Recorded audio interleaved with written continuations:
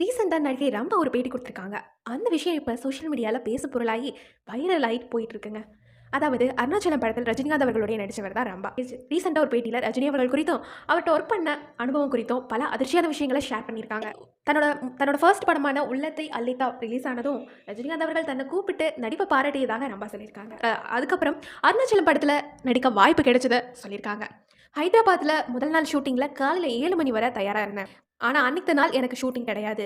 அதுக்கப்புறம் 3 நாள் ரெஸ்ட் மட்டுமே எடுத்தேன். எனக்கு கோபம் வந்துச்சு. 4வது நாள் சுந்தர் மற்றும் ரஜினிகாந்த் அவர்களிடம் நான் படத்துல இருக்கேனா? இல்லையா? அப்படின்லாம் கேட்டேன். அதுக்கப்புறம் அடுத்த நாள் காலையில 7 மணிக்கு ஷூட்டிங் இருக்கு அப்படின்னு சுந்தர் என்னிடம் சொன்னாங்க. 5 நிமிஷத்துக்கு முன்பே அந்த இடத்திற்கு போயிட்டேன்.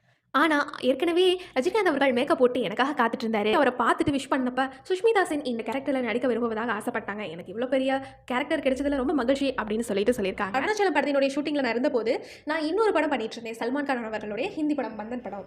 ஸோ அப்ப நான் ஹைதராபாத்ல ரஜினிகாந்துடன் படப்பிடிப்புல இருந்ததால, பந்தன் படக்குழுவும் இங்க படப்பிடிப்பு நடத்துனாங்க. ஒரு நாள் சல்மான் கான் அவர்களும், ஜாக்கி ஷெராப் அவர்களும் அருணாச்சலம் படத்தினுடைய செட்டுக்கு வந்தாங்க. அவங்கள பார்த்ததும் நான் போய் கட்டிப்பிடிச்சேன். ஏன்னா அவங்களுடைய பம்பாய் கலாச்சாரம். ஸோ இத நான் ரஜினிகாந்த் அவர்கள் கவனிச்சாரு. அவங்க போனதுக்கப்புறம் ரஜினிகாந்த் என்கிட்ட கோவமா இருப்பத பார்த்தேன். அப்ப ஒளிப்பதிப்பாளர் யுகே செந்தில்குமார் என்னிடம் நான் என்ன செஞ்சேன் அப்படின்னு சொல்லி கேட்டார். சுந்தர் அவர்களுக்கு கிண்டல் செய்வது பிடிக்கும். நானும் இத நினைச்சேன். ஆனா அங்கிருந்த ஸ்டாஃப்ஸ் எல்லாம் ரஜினிகாந்த் அவர்கள் உங்களுடன் நடிக்க விரும்பவில்லை சொல்ல ஆரம்பிச்சுட்டாங்க. என்ன தவறு நான் என்ன தப்பு செஞ்சேன் அப்படின்னு தெரியாம அழுதேன்.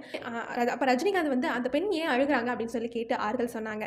உண்மையில என்ன நடந்தது அப்படின்னு சொல்லி கேட்டதுக்கு, சல்மான் கான் வந்ததும் ரம்பா எப்படி கட்டி பிடிச்சாங்க பாத்தீங்களா? ஆனா நம்ம செட்டுக்கு வரும்போது குட் மார்னிங் சார்ன்னு சொல்லிட்டு போய் உட்காந்துடுவாங்க.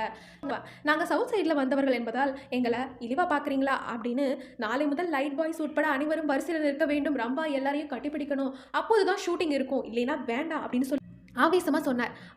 அவர் ஒரு நல்ல நடிகர். என்னோடும் சௌந்தர்யாவோடும் ரொம்ப ஜாலியா பழகுனாங்க. சௌந்தர்யா புத்திசாலி. ஆனா அப்பாவி அப்படின்னு சொல்லியிருக்காருங்க அந்த பேட்டியில ரம்பா. இந்த விஷயம் இப்ப இணையத்துல பேசும் பொருளா ஆயிட்டு இருக்கு. வைரல் ஆயிட்டு இருக்கு. இத பத்தி நீங்க என்ன நினைக்கிறீங்கன்னு உங்க கருத்த கமெண்ட் பாக்ஸ்ல பண்ணுங்க. Thank you.